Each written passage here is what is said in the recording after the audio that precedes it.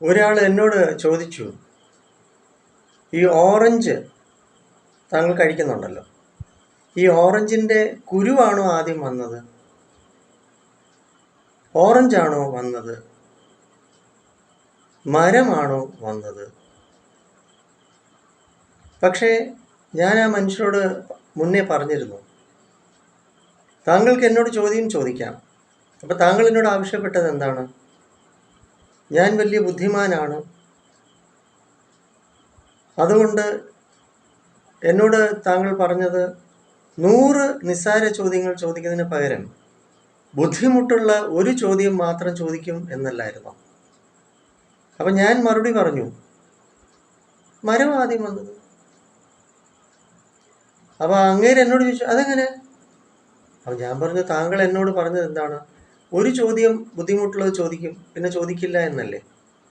അപ്പോൾ അതുകൊണ്ട് ഞാൻ അതിനുള്ള ഉത്തരം തന്നു കഴിഞ്ഞു. ഇനി വേറെ ചോദ്യമൊന്നും വേണ്ട. പിന്നീട് അങ്ങേർക്ക് എന്നോട് ചോദ്യം ചോദിക്കാൻ പറ്റില്ല. കാരണം ഞങ്ങൾ തമ്മിലുള്ള എഗ്രിമെൻ്റ് എന്താ? ബുദ്ധിമുട്ടുള്ള ഒരു ചോദ്യം ചോദിക്കും, പകരം 100 നിസ്സാര ചോദ്യങ്ങൾ ചോദിക്കുന്നതിന് പകരം. ഇതായിരുന്നു ഞങ്ങൾ തമ്മിലുള്ള എഗ്രിമെൻറ്റ്. അപ്പോൾ അങ്ങേര് ചോദിച്ച ചോദ്യത്തിന് ഉത്തരം ഞാൻ കൊടുത്തു. ഇല്ലെങ്കിൽ അങ്ങേര് തെളിയിക്കട്ടെ. ഇനി ചോദ്യം ചോദിക്കാൻ അങ്ങേർക്ക് പറ്റത്തുമില്ലല്ലോ. ഒരു ചോദ്യത്തിനല്ലേ നമ്മൾ എഗ്രിമെൻ്റ് ചെയ്തിട്ടുള്ളൂ.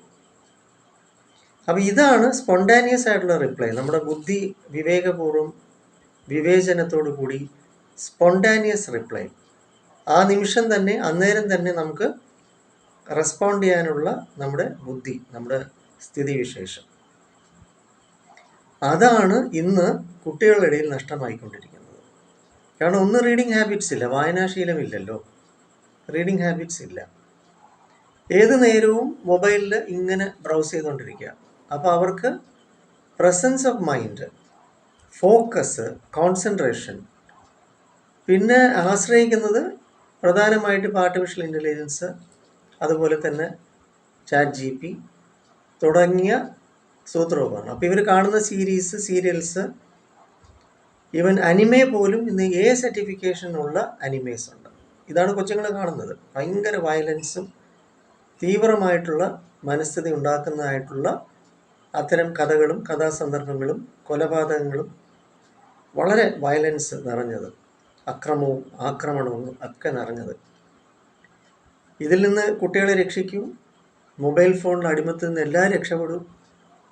നമ്മുടെ നല്ല ആരോഗ്യകരമായിട്ടുള്ള വുഡ് പൾപ്പിൽ നിർമ്മിച്ചിട്ടുള്ള നല്ല പുസ്തകങ്ങളിലേക്ക്, പ്രകൃതിയിലേക്ക് മടങ്ങും. എല്ലാവരുടെ ജീവിതം രക്ഷപ്പെടട്ടെ. ഇല്ലെങ്കിൽ നമ്മുടെ സ്പോണ്ടാനിയസ് ആയിട്ട് ചിന്തിക്കാനുള്ള ശേഷി നഷ്ടപ്പെട്ടുകൊണ്ടിരിക്കുകയാണ്. ഏറെ നഷ്ടമായി കഴിഞ്ഞു. നമ്മൾ വലിയ അപകടാവസ്ഥയിൽ പോയിക്കൊണ്ടിരിക്കുകയാണ്. അതുകൊണ്ട് ക്വിക്ക് റിപ്ലൈസ് കൊടുക്കാൻ ബുദ്ധി നമുക്ക് വളരെ ഷാർപ്പായിട്ട് ഉപയോഗിക്കാനുള്ള ശേഷി നഷ്ടപ്പെട്ടുകൊണ്ടിരിക്കുകയാണ്. എന്നാലും വിസ്ഡം ആൻഡ് മെഡിറ്റേഷൻ എന്ന നമ്മുടെ NP സ്കൂൾ ഓഫ് തോട്ട്സിലെ ഉക്കുലേലെ മെഡിറ്റേഷൻസ്, ഇവിടെ ധ്യാനവും സംഗീതവും സുഗന്ധവും അറിവും കോർത്തിണക്കിക്കൊണ്ടുള്ളതാണ്. ഞാൻ അയത്തിൽ മെഡിട്രീന ഹോസ്പിറ്റലിലെ സൈക്കോളജിസ്റ്റാണ്. 9605743596. അതുകൊണ്ട് കുട്ടികളെ രക്ഷപ്പെടുത്തും, നിങ്ങൾ രക്ഷപ്പെടും. ഈ ഫോണിന് അടിമത്തം കളയും, ആവശ്യത്തിന് ഉപയോഗിക്കൂ. കാരണം ഇപ്പോൾ ഒഴിവാക്കാൻ പറ്റുന്നില്ലല്ലോ ഫോൺ. ഈ സൂത്രോപകരണം ഇല്ലാതെ നമുക്ക് ജീവിക്കാൻ പറ്റുന്നില്ലല്ലോ. പക്ഷെ കൊച്ചു കുട്ടികൾ മുതൽ അടിമപ്പെട്ട് ഒരു ബുദ്ധി പോയി, ചിന്താശേഷി പോയി, റീഡിങ് ഹാബിറ്റ് പോയി, നിഷ്കളങ്കത പോയി. രക്ഷിക്കൂ. നന്ദി.